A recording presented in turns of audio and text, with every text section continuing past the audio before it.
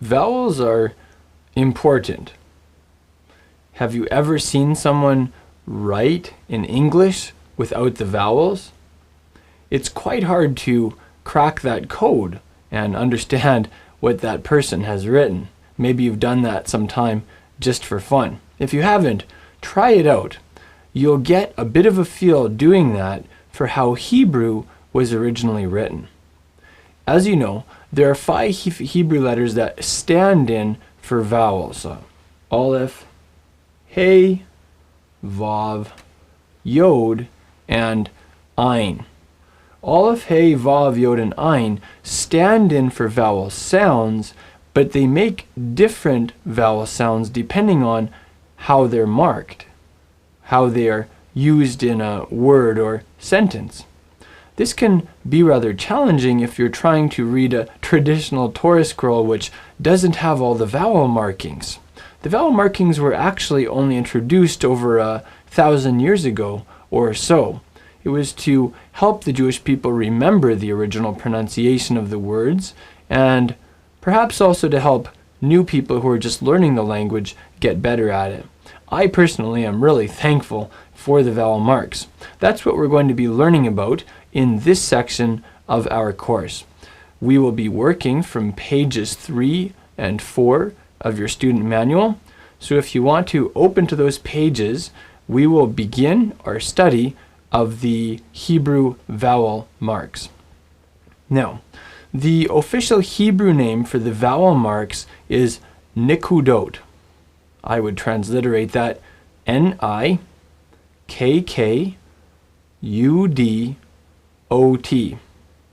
You know that ot on the end of a word is feminine plural, so what is the singular of nikudot? Nikud. What is a nikud? It's literally a dot or a point. So the nikudot are the dots or the points, the vowel points that were added to enable us to more readily read and sound out correctly the Hebrew text. Here's a look at the diagrams that we will be learning from today.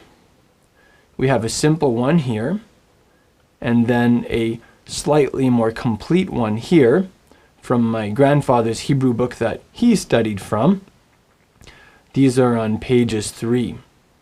On page 4, you will also find this diagram, which has every single consonantal letter and then the vowel pointings for it as a reading exercise. You're going to find that very helpful, I think, in learning to identify these consonants and the sounds they make with their various vowel pointings. So let's look at our first simple chart here and start. Firstly, we have the little t here. We'll just call it the little t. It makes the sound ah. For instance, my last name is Avraham. Can you hear the ah sound in there? Yeah, so that would be the point that is used in Avraham. We see this marking also right here. Now, you are going to notice that my grandfather really dug into the Hebrew. When he would study, he would do it quite interactively. So you'll see some different little markings and notes that he took. Hopefully those don't annoy you. Hopefully you can just enjoy those as the marks that one of our forebears in the Hebrew Renaissance movement left for us. They're like little footprints from someone else's mind who has gone before us, digging deep into this language and studying it like we are. So we'll just enjoy those. Anyway, so here we have the, shall we say, the little t. It's called a comates. And the English equivalent here, as we see, is sounded as father. So this is what I'll have you do.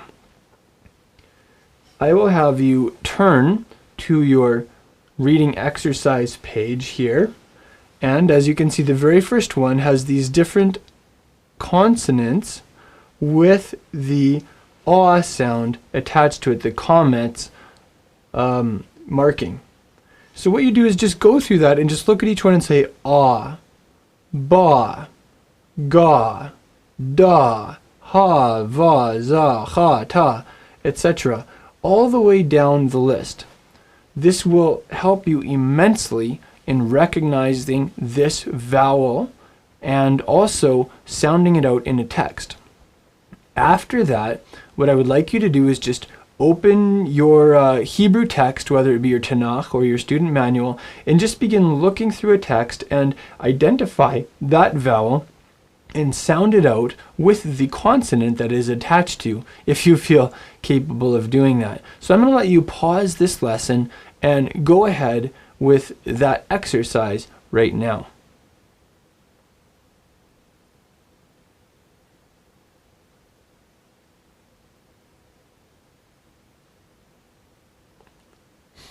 Great. So this is essentially the flow that we are going to have for each of our vowel points here. Let's have a look again at the next sound. It is related to the kamates that we just learned. It is this one right here. And our page here says it's an A as in father. They're very closely related. In fact, in the Sephardi pronunciation, there is almost no difference between the two. Sometimes that kamates makes a slightly more of an R, O sound even, but generally speaking, there's very little difference. So our second vowel here is the patach, the patach vowel. So what we'll have you do here is turn again to your exercise page. And here we have the patach vowel, A in what? So we'll just go through those and we'll just look at each one and say it. A, ba, ga, da, ha, va, za, cha, etc. So I will let you pause this lesson now, go through those sounds, and then also just go through a page of your Hebrew text and find that patach vowel and say ah. Hopefully you can even sound it out with the consonant that is attached to. So I'll let you go ahead with that exercise right now.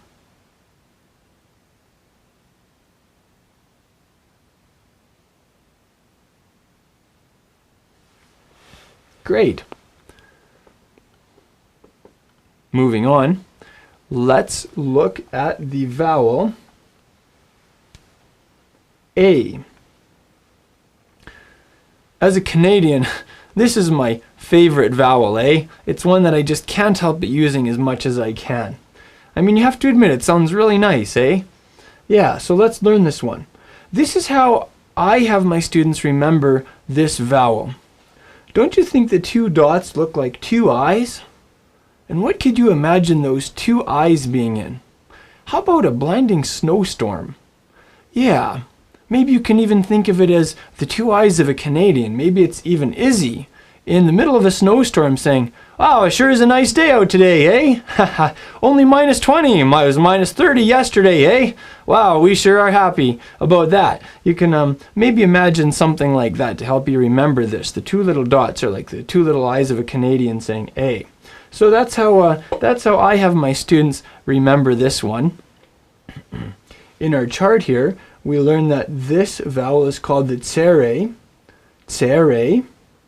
The sound it makes is E, as in they. And we can practice this vowel together.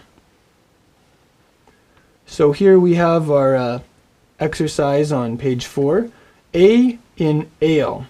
So just begin going down that list saying A, bay, gay, day, hey.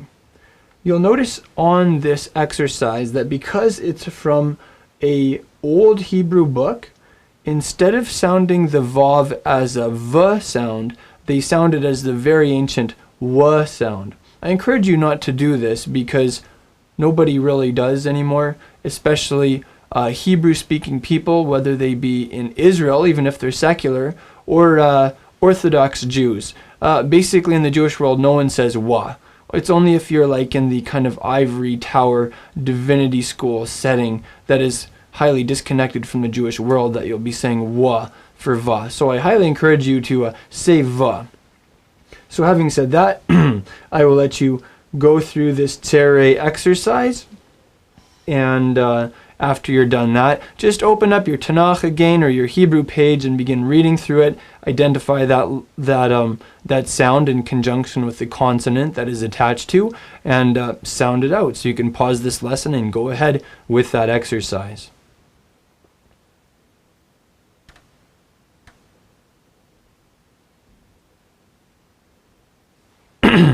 Great. Good job. So, moving on, our next vowel is this little upside down triangle of dots. Kind of looks like the Canadian saying A, the tzere vowel, but it has an extra dot. So, let's have a look at this one, see what it is called, and learn how it's pronounced. This one is the segol. This segol vowel. Here it says E as in met. So you can turn to your exercise page, and here we have this section, E in set, and just begin going through the letters e, be, ge, de, he, ve, etc., sounding them out. Then open up your Hebrew page and just read through a section of the text, sounding out that one also. I will let you pause this lesson and go ahead with that exercise right now.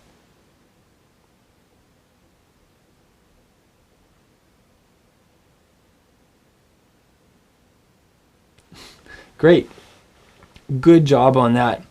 As you've noticed, the Hebrew vowels are quite simple. They're relatively easy to learn, and thankfully they're easy to remember also. One thing that you'll want to remember about the vowel that we just learned, the eh sound, the segolet, is when there is a word with a double segolet, when there is a word that has the eh sound twice over. For instance, the Hebrew word for evening is erev. Now, in most Hebrew words, the accent falls on the last syllable. You would assume that you would say erev, as in erev Shabbat, Sabbath evening. But that isn't the case. When you have a word with a double segolet, the double eh sound, then the accent falls on the first syllable. It's one of the only exceptions to the rule, actually. Therefore, you don't say erev Shabbat, even though maybe you're really beginning to get revved up for that wonderful Friday evening candlelit dinner. You don't say erev Shabbat, you say erev Shabbat. Can you hear how the accent is on the first syllable? Erev Shabbat. So I want you to just practice that a couple times. Say erev Shabbat, erev Shabbat. It's a common error actually for people to say erev Shabbat, but when they do that, their Hebrew sounds bad. And I want you to speak very nice Hebrew. I am your friend. I'm here to help you with that. So you can just practice saying that, erev Shabbat. Here's another common one that people mispronounce. What's the southern sector of Israel called? What is the desert down south called? It's the Negev. Now again, can you hear that double segolet, that eh? Therefore, where does the accent fall on that word?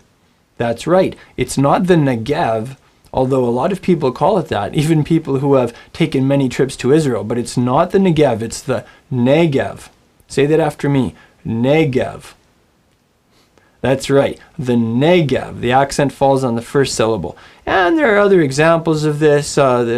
We won't get into too many, but those are two common ones that people get wrong. It's erev Shabbat, not erev Shabbat, and it's Negev, not Negev. All right, so moving on in our Hebrew adventure here, let's look at the bottom left vowel. As you can see, there's an instance of it with the dot over the vav that says O. Sometimes there is simply a dot. When there's not a vav and that O sound occurs, then obviously there's just the dot without the O sound.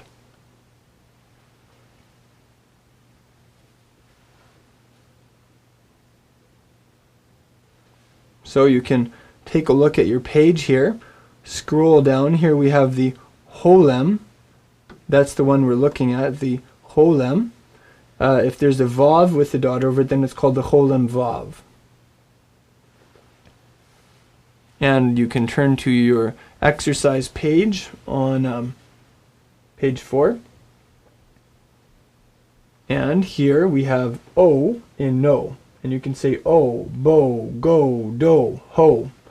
Now, you'll notice here that the vav only makes the O sound. It doesn't make the vo sound.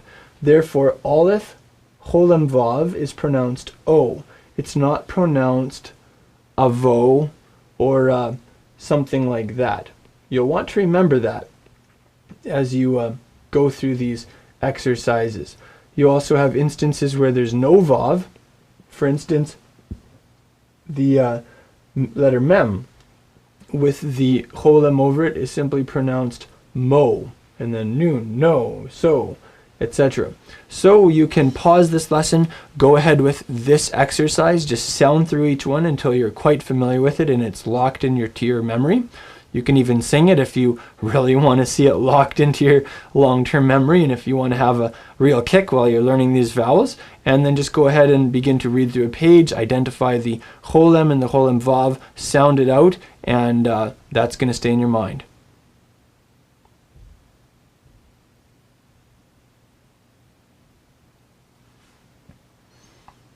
All right, great.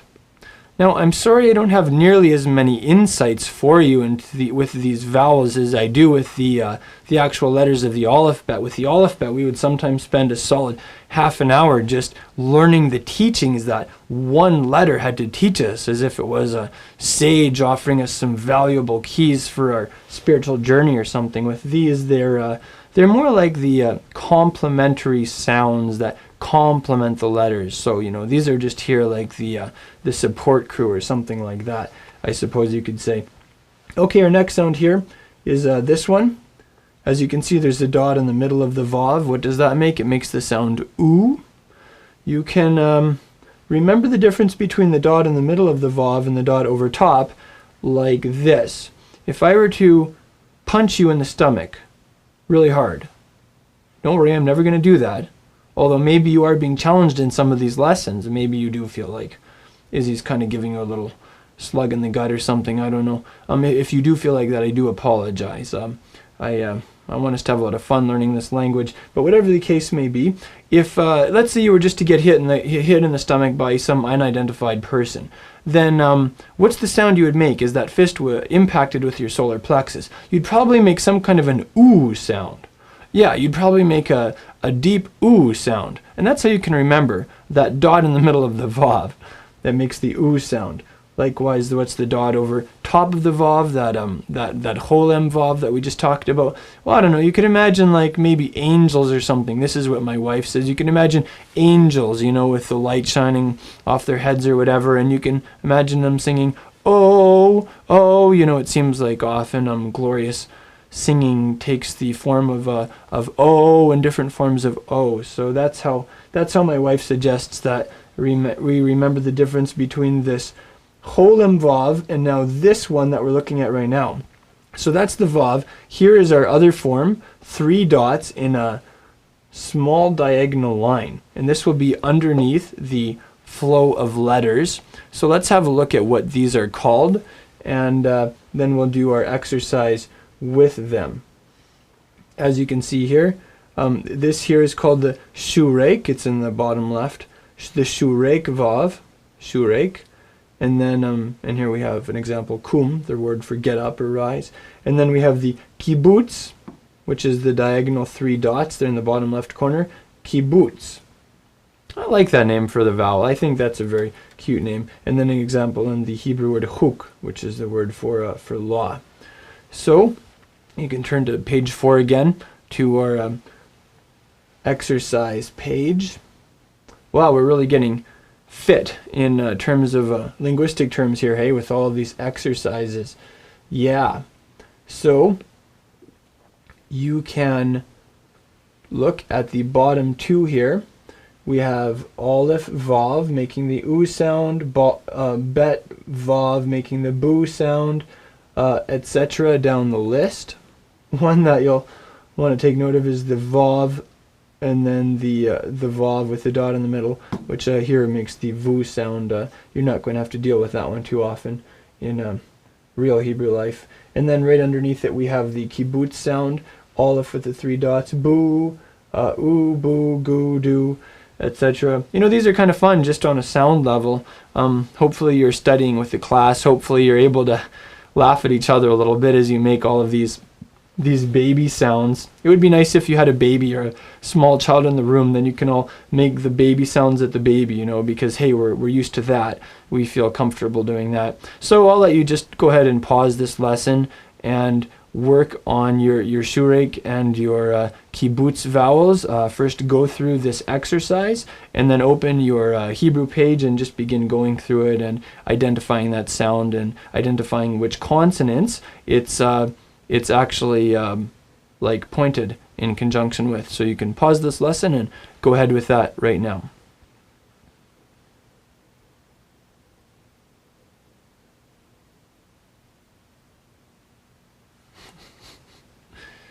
All right.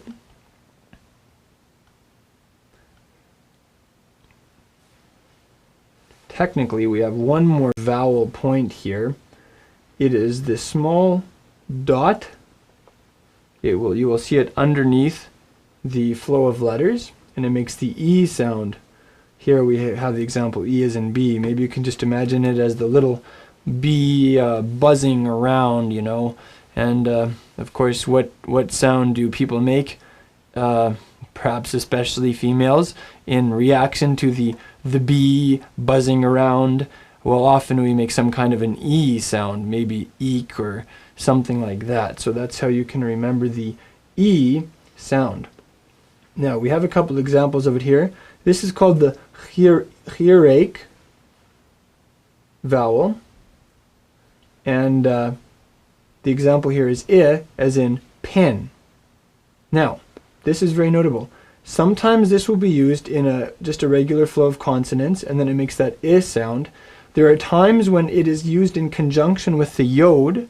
The dot will be right underneath the letter, and then the next letter is the yod, as you can see here.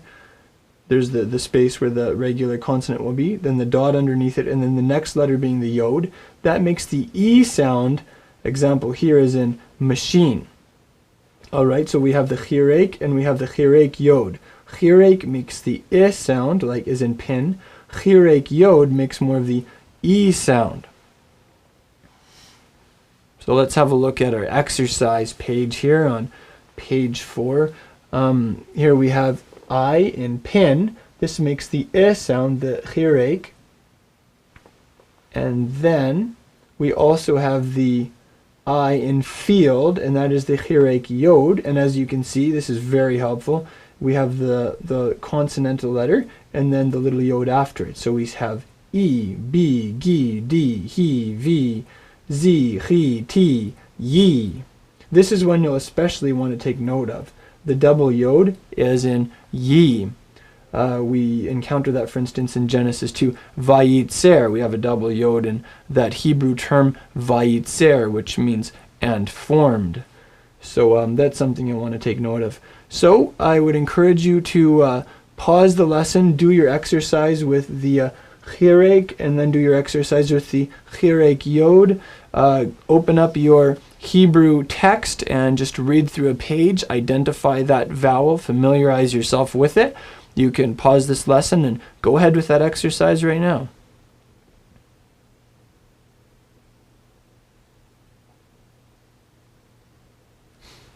Great. Good job.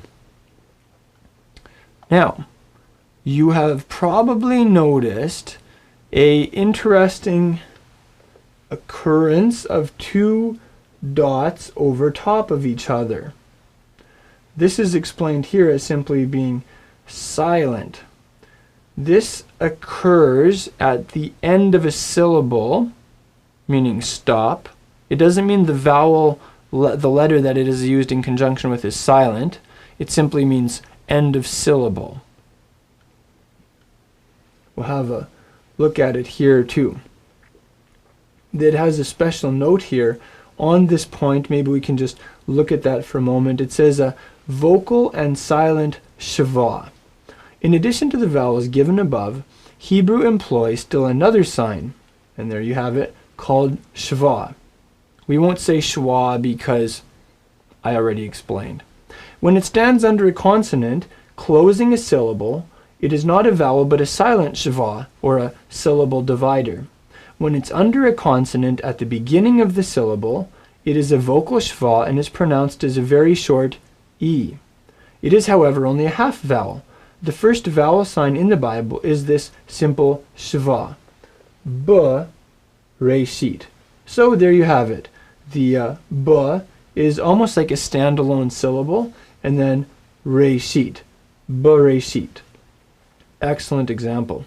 This simple schwa may be combined with the three short vowels to form compound schwas. These are also half vowels. Perhaps you noticed that sometimes, especially with the kametz or the petach vowel, you have the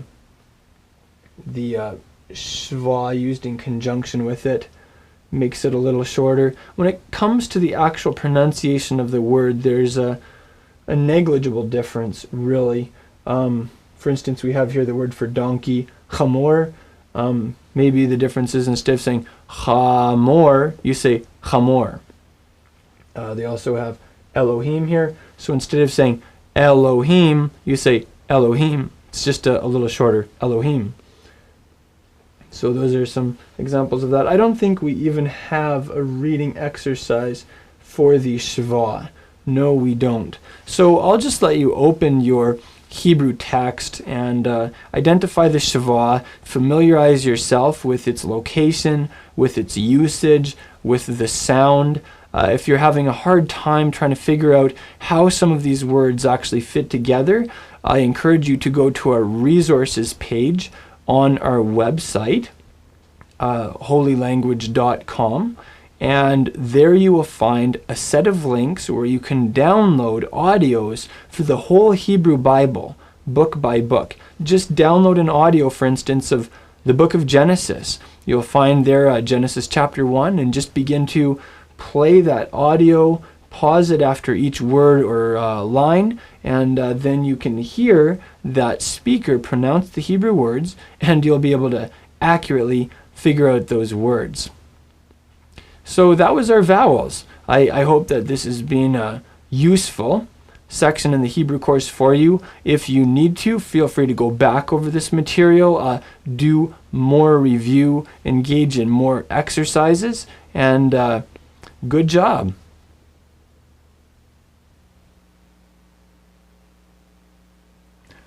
Counting is important. It's one of the first things that little children learn how to do when they first learn speech. Counting in Hebrew is likewise important. There are numbers all through the Tanakh, starting in the very first chapter of the whole Tanakh, the book of Genesis. If you want to turn to page 5 in your student manual, or you can alternatively flip to page 101 if you have printed off the Essentials of Biblical Hebrew book that our student manual is based on. Of course, you can download that Essentials of Biblical Hebrew from our website, holylanguage.com. We will look at a couple numbers charts. We'll look at the cardinal numbers first. The first thing you'll notice here is that Hebrew numbers, just like all Hebrew words, have gender-specific forms. So Hebrew numbers are either male or they are female. They either accompany masculine nouns or feminine nouns. You'll want to focus on the feminine nouns. It seems that they are more commonly used, so we will look at them together first. And I'm going to go through these relatively fast. If you need to, you can pause this lesson, just keep the remote in hand or whatever, and pause it as we go if you want to stop and look at a specific number, how it's pronounced, etc. 1. Absolute, as you can see here on the left, and then construct on the right. You'll have to watch closely for which ones we're going through, because we're going to go through these relatively fast. When you have an absolute here, it's a number that stands by itself. When you have a construct, it's describing something. So for instance, If you're just simply saying two, you say shtaim, as we see here. If you're saying two of something, then you say shtei, and then whatever it is that you are saying there is two of. So let's begin. 1. Achat, achat. 2. Shtaim, shtei. You'll notice that little line, it looks like a backwards L, under the absolute feminine form of the number 2. That is an accent point. That indicates that that is the syllable that takes the accent. So instead of it being shtaim, it's shtaim. You'll notice that several times in the next couple numbers. So again, shtaim, shtei. 3. Shalosh, shlosh. 4. Alba, alba. 5. Chamesh, chamesh. 6. Shesh, shesh. 7. Sheva, shva. Notice the accent on the first syllable in sheva. 8. Shmona, shmona. 9. Tesha, cha. Notice that it is a compact sound with the construct form cha. 10. Esel, asal. Esel in modern Hebrew is like saying something is really cool or great. Eser, you give it a 10. Remember that one. Let's just count through the absolute form of these together. Achat, shtaim, shalosh, alba, chamesh, shesh, sheva, shmone, tesha, esel. Good job. Esel. 11. Achat esrei, aste esrei. As you can see, there are two expressions for this. Achat esrei is the more common one. 12. Shtaim esrei, or shtei esrei. 13. Shlosh esrei. 14. Alba esrei. 15. Chamesh esrei. 16. Shesh esrei. You're beginning to see a pattern here, aren't you? You simply say the construct form and then esrei for 10. Continuing, top right, Shiva esrei, 17. 18. Shmona esrei. 19. Cha esrei. Notice that it's cha esrei. Let's look at the numbers from 20 and up. As you can see, they apply in the same form whether you're referring to a predominantly male or female group of objects or people. 20. Esrim. Here the im on the end. So we're taking esel, which is 10, and we're saying esrim with the plural, meaning 20. If you wanted to say 21, you would say, in this case it has the masculine form. In the feminine it would be achat ve'esrim. Achat ve'esrim, etc. If you wanted to say 22, what would you say? Shtaim ve'esrim. If you wanted to say 23, you would say shlosh ve'esrim. So you get the idea there. This applies, of course, to all of these numbers. We'll start looking at them in those number 10 increments again. 30, shloshim. 40, albaim. 50, chamishim. 60, shishim. 70, shivim. 80, shmonim. 90, tishim. 100, mea achat. You'll notice that the Hebrew term for 100 is mea. So mea achat is 1 mea, 100. Shtei meot. So mea in the plural is meot. You can hear the construct form there. It's not shtaim meot, it is shtei meot. 200. 300. Shalosh meot. 400. Alba meot. 500. Chamesh meot. 600. Shesh meot. 700. Shva meot. 800. Shmona meot. 900. Cha meot. And 1,000. Elef echad. You'll notice the Hebrew term here for 1,000 is elef. Elef echad is 1,000.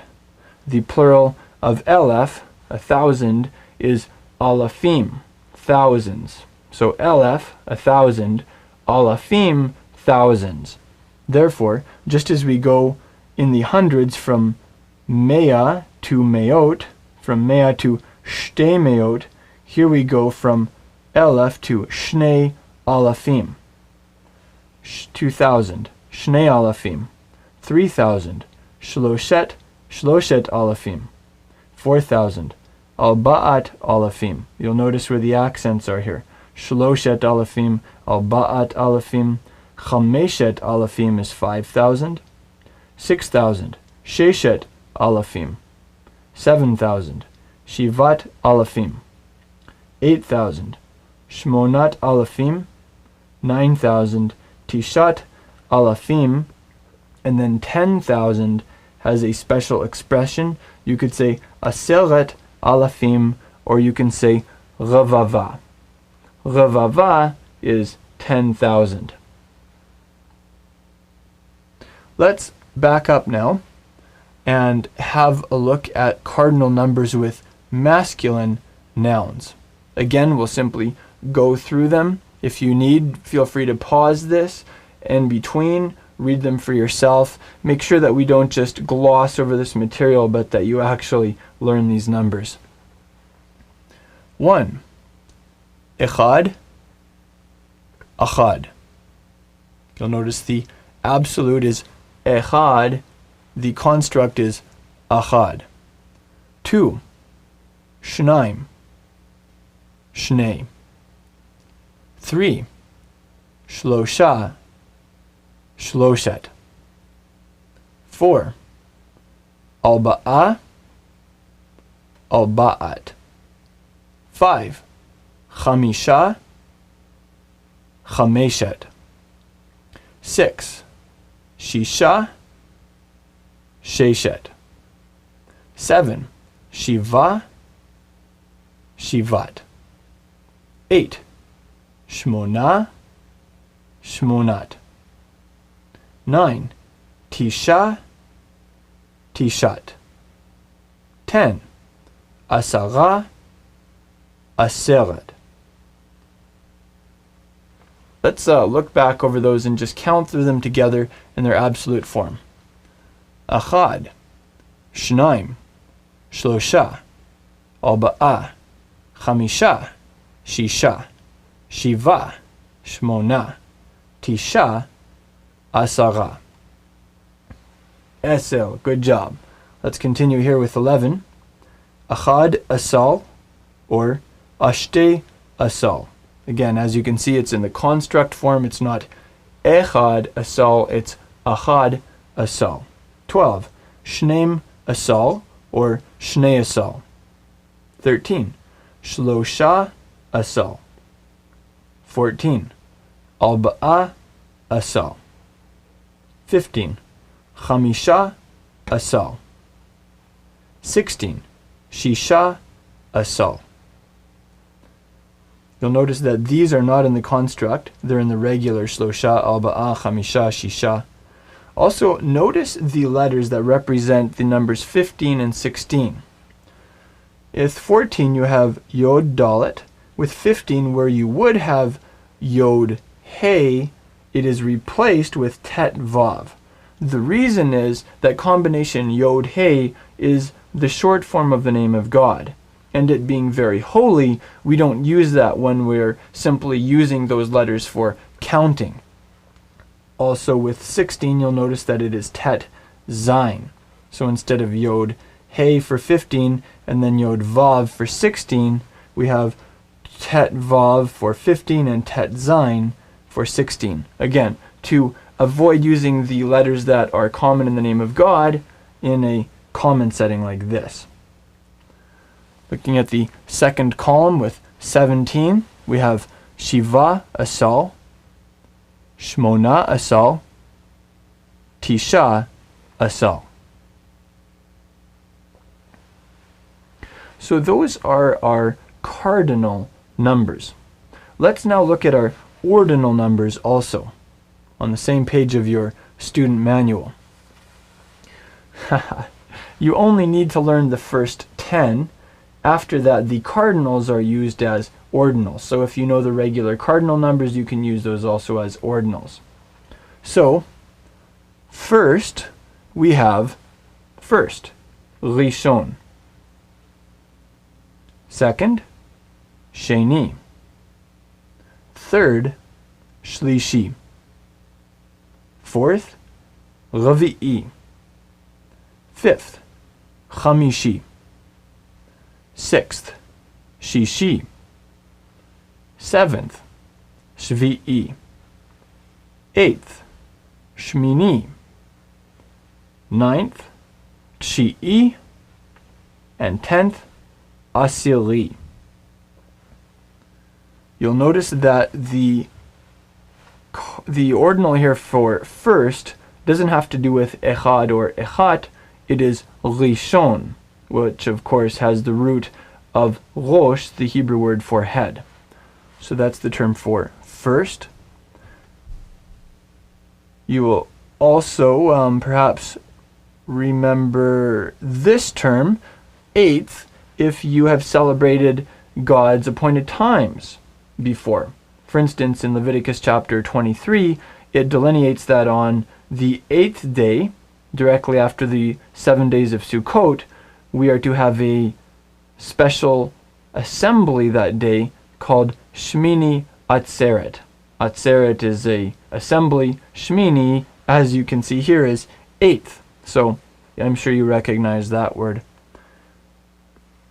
You'll recognize these words as you're reading through Genesis chapter 1, because after the creation narrative of the creative acts that Elohim engaged in on that day, it finishes by saying, and there was evening and there was morning one day, and then it goes on to say a second day, a third day, etc. So where it says a second day, it says Yom Sheni.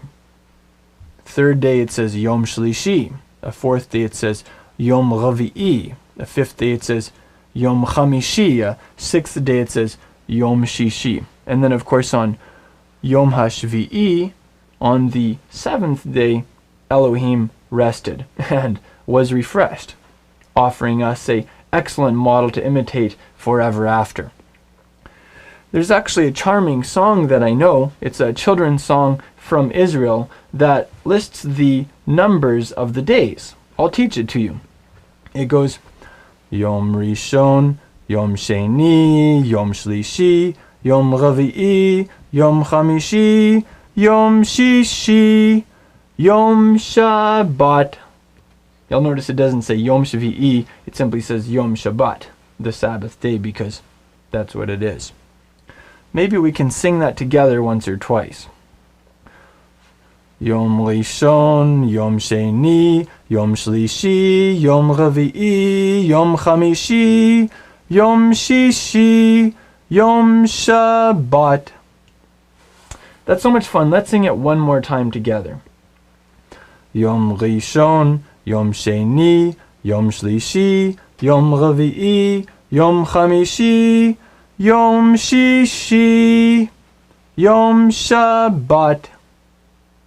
And just so we don't leave those last three out, let's read them also. Shmini, Tshi'i, Asiri.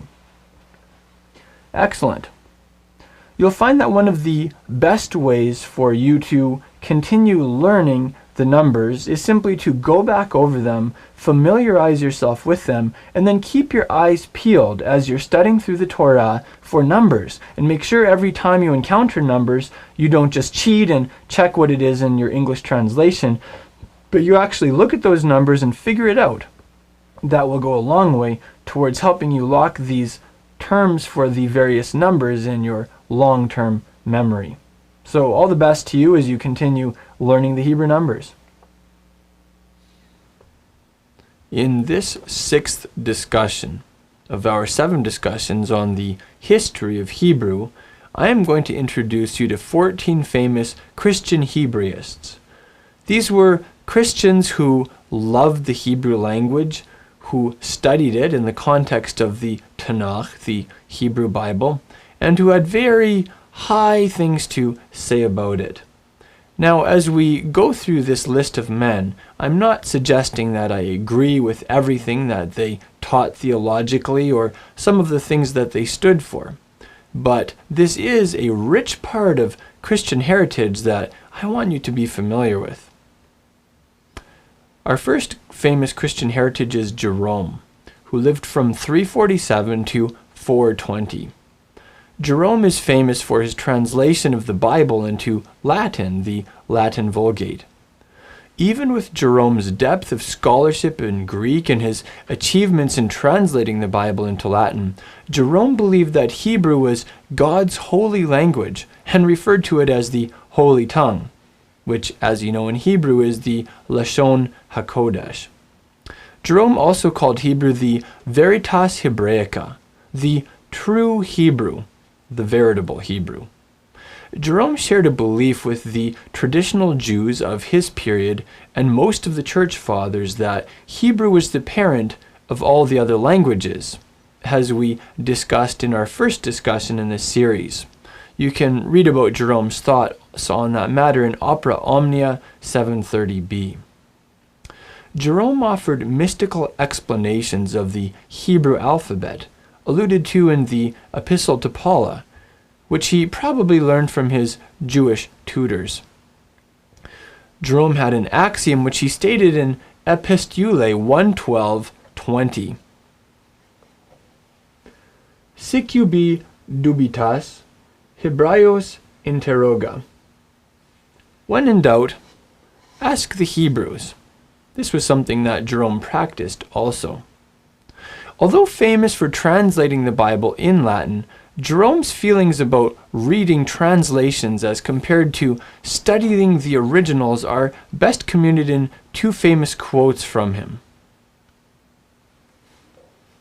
No language can be faithfully rendered into another. These are the words of the famous translator of the Holy Scriptures into Latin.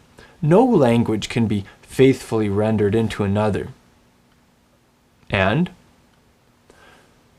wine is purer and more wholesome when preserved in the original cask than when poured from vessel to vessel. I love Jerome's analogy here to studying the original Hebrew. Wine is purer and more wholesome when preserved in the original cask than when poured from vessel to vessel. Our second famous Christian Hebraist that I would like to introduce you to is the Venerable Bede, who lived from 672 to 735. Bede was English-born, a famous English-born scholar. He is often referred to as the father of English history. Bede talks about having a special fascination with the Veritas Hebraica, God's own chosen means of communication with the world. Hebrew was the prima lingua, the prime or first language of the human race. Later it was disrupted and dispersed at Babel as a punishment for still another sin of pride.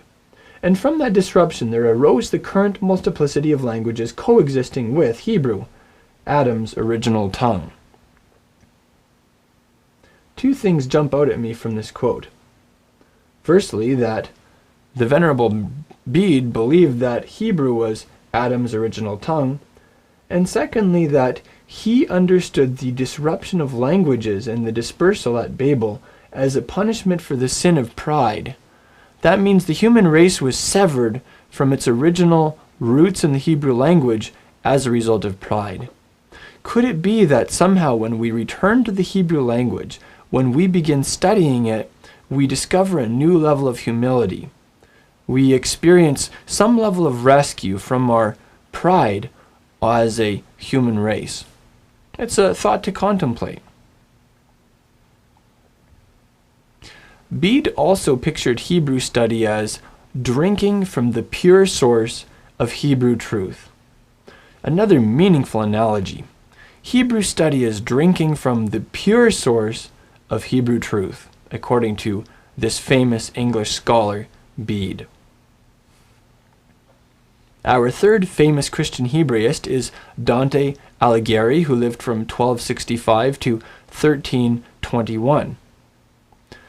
Explaining why Jesus used Hebrew, and why Hebrew words such as Hosanna and Sabaoth were retained in the text of the New Testament, he had this to say. This form of speech was inherited by the sons of Eber, and called Hebrew after him. It remained their particular possession after the confusion of the Tower of Babel, so that our Savior, who was their descendant in his humanity, might use a language of grace, and not of confusion. The Hebrew language then was formed by the lips of those who were the first to speak. What a poetic way of expressing the concept of Hebrew as the prima lingua. It was formed by the lips of those who were the first to speak. I also love Alighieri's description of Hebrew as a language of grace. Our Savior spoke a language of grace, and not of confusion, that is to say, one of the spin-offs from the Tower of Babel. Alighieri also suggested that the first human word was El, the word for God. Our fourth famous Christian Hebraist is Martin Luther, who lived from 1483 to 1546. We have a quote from Martin Luther in Table Talk. "If I were younger, I would want to learn this language, for without it one can never properly understand the Holy Scripture. The New Testament is full of Hebraisms and Hebrew expressions. For that reason they have said correctly, the Jews drink out of the original spring. The Greeks drink out of the stream flowing out of the spring. The Latins, however, drink out of the puddle." And where that leaves us when we read English translations of a Greek translation of a Semitic original, I'm not sure. Luther also said, "I am no Hebraist according to the grammar and rules, for I never allow myself to be bound, but go freely through it." He certainly did sound like he was a free spirit, even with regards to his study of Hebrew. But I think there's actually something to Luther's style when studying Hebrew that we have touched on before, that I think we could learn from. When it comes to studying Hebrew, grammar, of course, is important. The rules of the language are important, and you do want to study those. But you don't want to obsess over the minutiae of grammar. You don't want to get so hung up in the rules that you end up learning the rules of the language and then never learn the language itself and connect with the soul of the language. Luther says, "I never allow myself to be bound, but go freely through it." And that is something I would encourage you as a Hebrew student to do also. Just look up a passage that you feel like looking up. Begin dancing through the passage, skipping around, looking at words, looking them up. Just let your heart lead you as you study this language. You may find that as you engage in this style, the Ruach HaKodesh, the Spirit of Holiness, will personally tutor you in the language. And of course also there is definitely a place, not only for skipping and dancing through the Hebrew text at your whim, but also for systematic study, for diligent delving into the Hebrew language and the texts. Fifthly, we have the translators of the Authorized Version of 1611. Among the scholars that produced the King James Bible were at least 20 Christian Hebraists, many who were familiar with the classical Jewish commentaries and who had studied under Jewish tutors. So if you have read the King James Bible, or if you read the King James Bible, if you're a big fan of it, just remember that the translators of it, at least 20 of them were Christian Hebraists who studied the classical Jewish commentaries, who had studied under Jewish tutors. So if you read the King James Version of the Bible, you have a connection right there to Jewish tutors and to classical Jewish commentaries. Our sixth famous Christian Hebraist is Governor William Bradford, who lived from 1590 to 1657. Bradford was governor of Plymouth Colony in Massachusetts.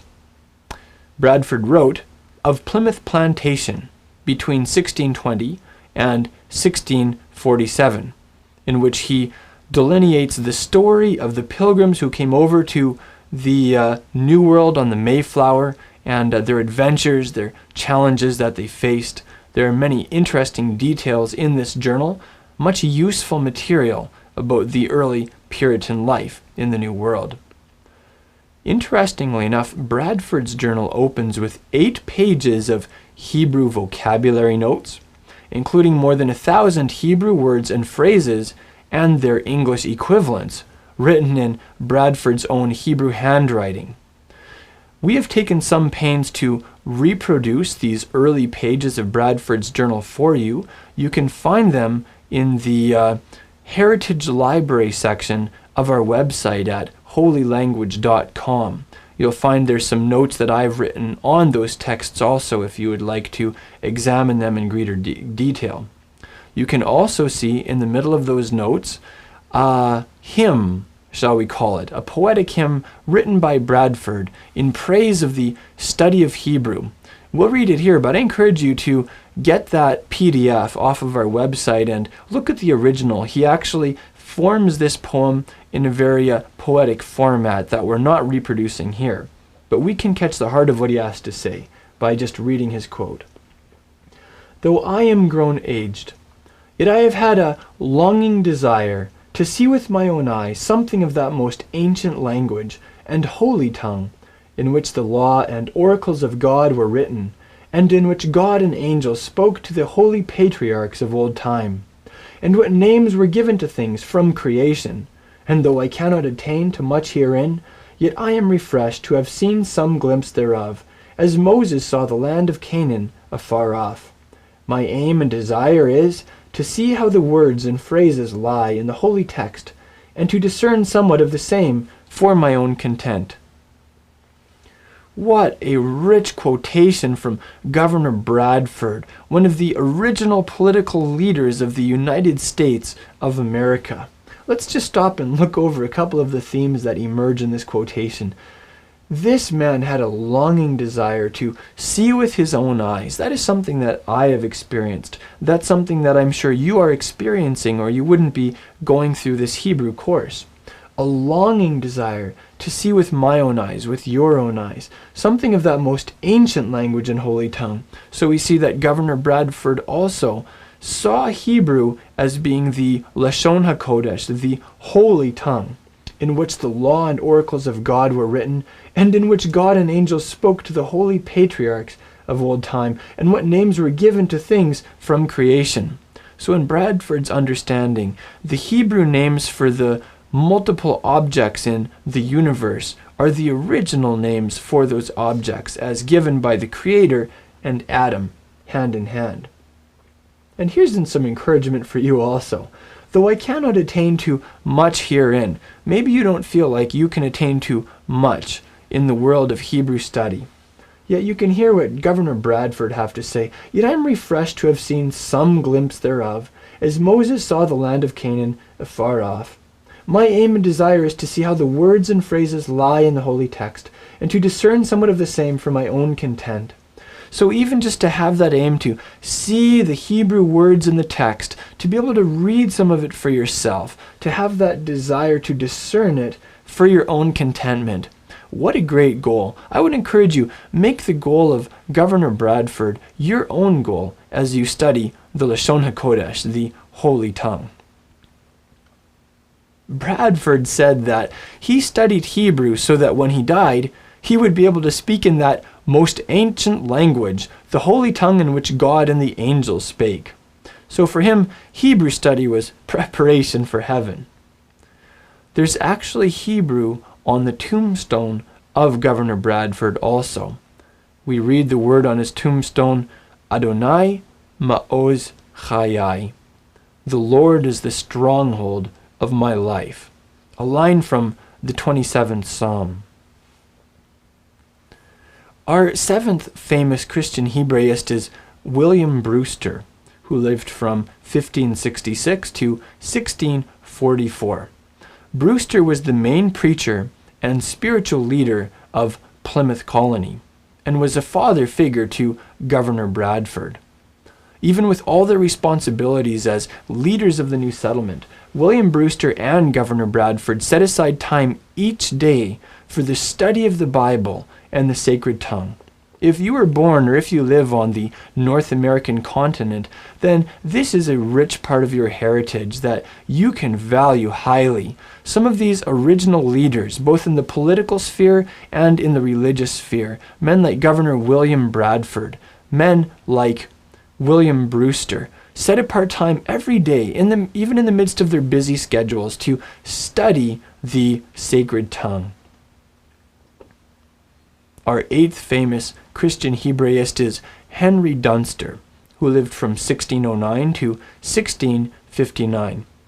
Henry Dunster was Harvard's first president from 1640 to 1654. Dunster had an international reputation as a Hebrew scholar. One of his early innovations in the Harvard curriculum was the emphasis on Hebrew and other Oriental languages, which were Dunster's specialty. It was the Hebraic portion of the Harvard curriculum that distinguished it from the courses of study offered at Oxford and Cambridge. Hebrew study made Harvard cutting edge in its time. Hebrew study makes you and me cutting edge in our time. Our ninth famous Christian Hebraist is Charles Chansey, who lived from 1592 to 1672. Chansey was Harvard's second president. When appointed president in 1654, Chansey requested that a chapter of the Hebrew Bible be read in Hebrew during morning chapel services. He also introduced a topic for Master of Arts Studies entitled, Is Hebrew the Oldest Language?, that continued to be available until 1791. Our 10th famous Christian Hebraist is Increase Mather, who lived from 1639 to 1723. Mather was president of Harvard from 1685 to 1701. In 1685, Mather and his son Nathaniel delivered their commencement addresses in Hebrew.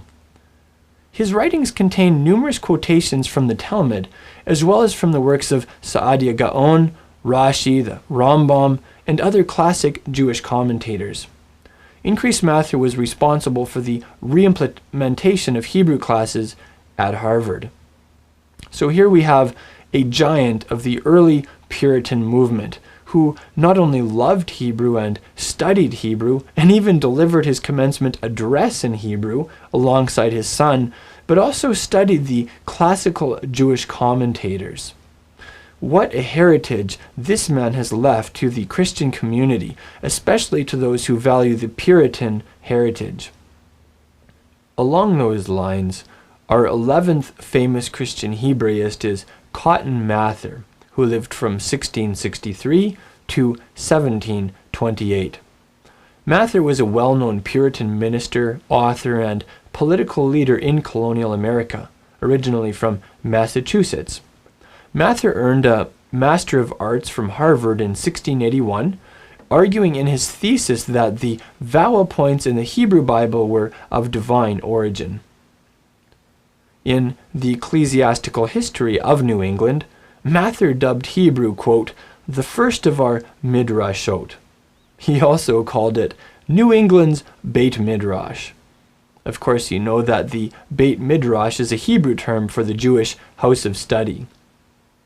Mather called Hebrew, quote, the fiery chariot to carry one heavenwards.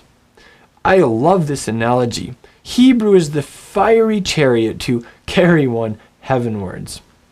And here we have a spicy quote from Mather, probably directed to some of his Hebrew students at Harvard. I promise that those who spend as much time morning and evening in Hebrew studies as they do in smoking tobacco would quickly make excellent progress in the language. Isn't that an exciting promise? I wonder if we were to take this quote and apply it to some of our things that we engage in that could probably qualify as a waste of time if it wouldn't make more sense. There isn't such a wide popularity for smoking tobacco today in the religious world. But what about something like watching TV? What if we were to adapt this quote today to say thusly, I promise that those who spend as much time morning and evening in Hebrew studies as they do in watching TV would quickly make excellent progress in the language. Words from a powerful Puritan that certainly apply to us and can certainly give us some inspiration in our Hebrew studies, maybe even give us some inspiration to cut some of the garbage and the time-wasting stuff that we engage in out of our lives so that we can invest in the study of God's holy language. Our 12th famous Christian Hebraist is Samuel Johnson, who lived from 1696 to 1772. Johnson was the founder and first president of King's College, later named Columbia University. Here's a quote from Johnson about Hebrew. Hebrew is essential to a gentleman's education. Johnson actually designed Columbia's seal, at the top of which is featured the Hebrew name of God, and which also contains the phrase Ori El, my light is God. Johnson's passion for Hebrew was so consuming that he taught both his sons to converse in Hebrew and said they were both fluent in spoken Hebrew by the age of 10. Again, this is a part of your heritage. This is a part of my heritage.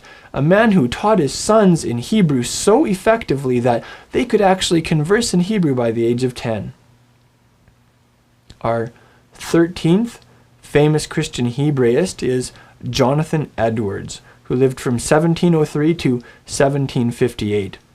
Edwards was a preacher, theologian, and missionary to Native Americans. Edwards played a critical role in shaping the First Great Awakening and oversaw some of the first fires of revival in 1733 to 1735 at his church in Northampton, Massachusetts. Edward is probably most famous for his sermon, Sinners in the Hands of an Angry God, which he delivered during another wave of revival in 1741, following George Whitefield's tour of the 13 colonies. Edwards had a high regard for the Jewish people. He says, quote, I once lived for many months next to a Jew, the houses adjoining one to another, and had much opportunity daily to observe him, who appeared to me the devoutest person that I ever saw in my life, great part of his time being spent in acts of devotion at his eastern window, which opened next to mine, seeming to be most earnestly engaged, not only in the daytime, but sometimes whole nights. Edwards tells the story of his father giving him the Little Buxtorf as a gift. The Little Buxtorf was a popular Hebrew grammar on which generations of Christian Hebraists cut their teeth. As an undergraduate, Edwards acquired a number of Hebrew Bibles which he pored over and wrote copious notes in. 18 pages of his Hebrew exercises from his college notebook are still available in the Yale Edwards collection. In response to a letter from the trustees of the College of New Jersey, later called Princeton University, offering him the presidency of the college, he wrote, It would now be out of my way to spend time in constant teaching of the languages, unless it be the Hebrew tongue, which I should be willing to improve myself in by instructing others. I like his observation there. When we instruct others in the Hebrew tongue, we are also improving ourselves in it. You remember when we talked about effective techniques for locking information in our long-term memories, one of the most effective techniques that we discussed was verbalizing what you've learned and explaining it to someone else. So Edwards was a genius, and he was certainly a genius in this area also. Ezra Stiles, in his literary diary, had this to say about Edwards: "A great divine, a good linguist, especially in Hebrew." And finally, our 14th famous Christian Hebraist is Ezra Stiles, who lived from 1727 to 1795. I think you will find this profile of this great man of God and this avid Christian Hebraist to be very touching. Stiles was president of Yale College from 1778 to 1795. He also played an influential role in the establishment of Brown University, contributing substantially to its charter and serving as one of its founding trustees. Stiles was called the American colony's foremost intellectual and the most learned man in New England. Stiles was an avid scientist who corresponded with Benjamin Franklin and Thomas Jefferson. Stiles was also a minister whose first assignment was to the Second Congregational Church of Newport, Rhode Island, the home of the colony's second oldest synagogue. Ezra Stiles learned the Hebrew alphabet in 1765 at the age of 40. Now, if you are beginning to feel as you're studying Hebrew that you're just a little too old for this language, you should have picked it up in your teens and it's just too hard, be encouraged by this fact. Ezra Stiles, one of the great luminaries of the Hebrew Renaissance movement in his time, started learning the Hebrew alphabet at the age of 40. Stiles read Psalm 19 over the next 5 days and was greatly encouraged by his tangible progress. He was soon reading 10 pages a day before breakfast, and within 3 years, on October 22nd, 1770, Stiles records that he had finished reading through the Hebrew Bible. Quote, "This day I finished reading the Old Testament in the original Hebrew, which I began in course near 3 years ago, on January 30th, 1768. I have all along compared the English and Hebrew together, and am able from my own knowledge to say that the English translation now in use is an excellent and very just translation, and needs very few corrections. And was it again to be translated, I cannot expect it would be better done." This is something that I've taken note of also as I've studied the original Hebrew texts. We do have excellent English translations. Now, of course, no one translation can ever convey the full meaning of the original Hebrew, and even anglicized forms of the names cause us to drift to a certain degree from the sound of those original, thoroughly Jewish names. But having said that, we still have excellent English translations that we can be thankful for. Later in his life, Ezra Stiles noted in his diary that he read through the complete Old Testament 8 times, including a number of times in the Hebrew original. Stiles also engaged in study of the Aramaic Peshitta text of the New Testament. We read in his literary diary, in his entry on January 18th, 1774, examining the Syriac translation of the New Testament. We also read this entry in his literary diary, dated to November 18th, 1774. "This day I began reading the New Testament in course, examining particular passages in the Syriac version." Of course, we know that Syriac is Aramaic. "I see no reason to doubt that the Syriac of Matthew's Gospel is the very copy in which Matthew originally wrote." Stiles was cutting edge for his time. Stiles began each day with the study of Hebrew. He would read at least one chapter of the Hebrew Bible, only after which he would allow himself to eat breakfast. If you have a passion for eating breakfast, I would recommend that you try this out. Don't allow yourself to sit down for breakfast until you read a certain amount of the Hebrew Bible, maybe a verse, maybe 5 or 10 verses, maybe a whole chapter. Stiles also taught his wife and children Hebrew. The May 14th, 1771 entry in his literary diary reads thusly: "Ezra," that is, referring to his son Ezra, having spelt and read to the 52nd Psalm in the Hebrew Psalter, this day began to translate the first Psalm. I purpose he shall translate only a verse or two or day before breakfast.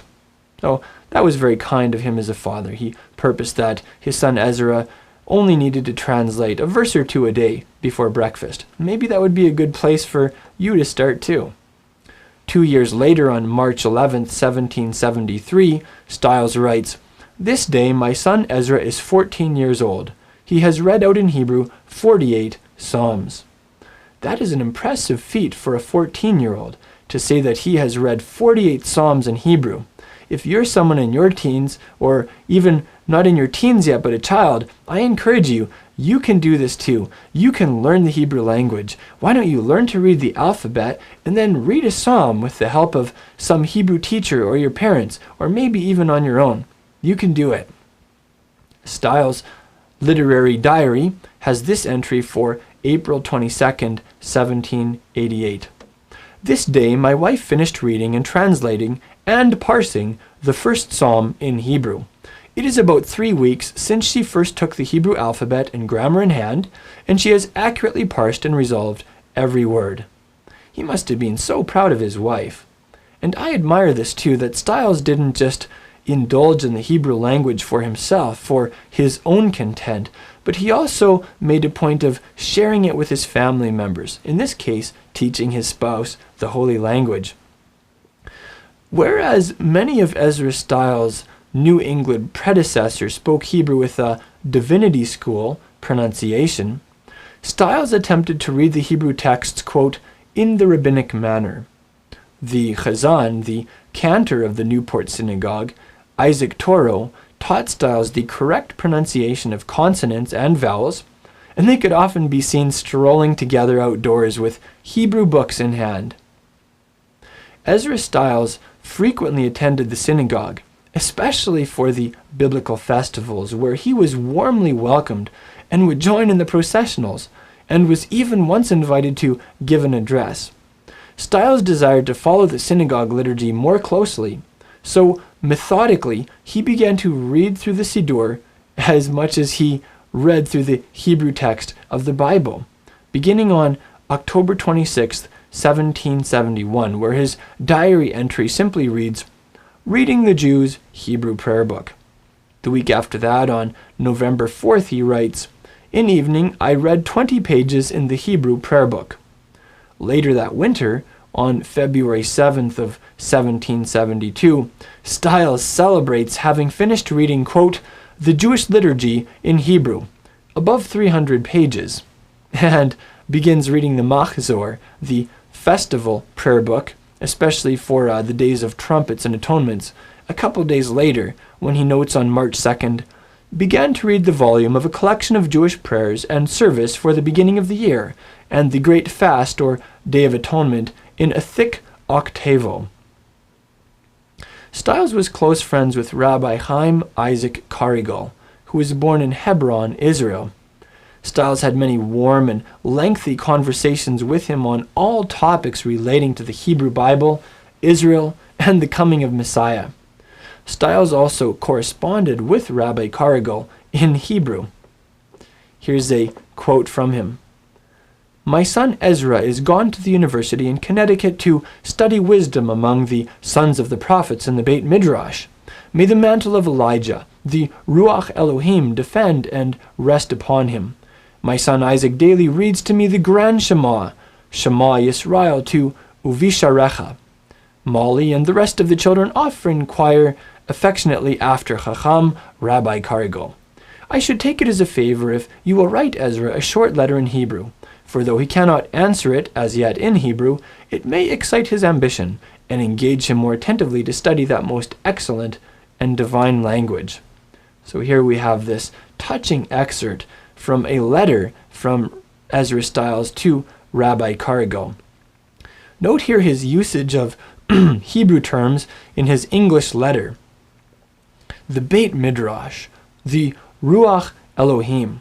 He even mentions that he would have his son read the Shema, the Grand Shema, as he calls that famous Hear, O Israel passage from Deuteronomy chapter 6 that Yeshua cited as the greatest commandment in Mark chapter 12. Isaac would read it to him every morning from Shema Yisrael to Uvisharecha. It's also very special that he had a heart that his son would learn Hebrew, which he called that most excellent and divine language.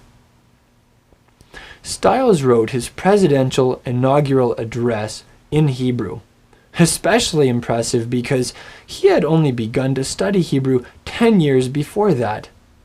Stiles' first commencement address in September 1781 was in Hebrew.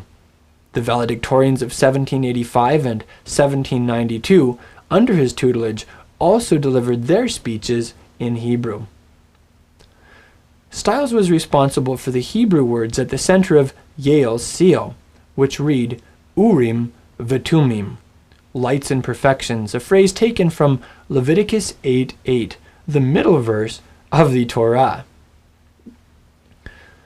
Stiles' response to his students' reluctance to memorize several psalms in Hebrew was according to this line of thought, quote, "Those psalms will be the first we'll hear sung in heaven, and I would be ashamed that any one of my pupils should be entirely ignorant of that holy language." To finish our study of this great man of God and this shining light from the Hebrew Renaissance movement, in addition to being a famous intellectual and an outstanding president of Yale College, let's read this quote from Stiles.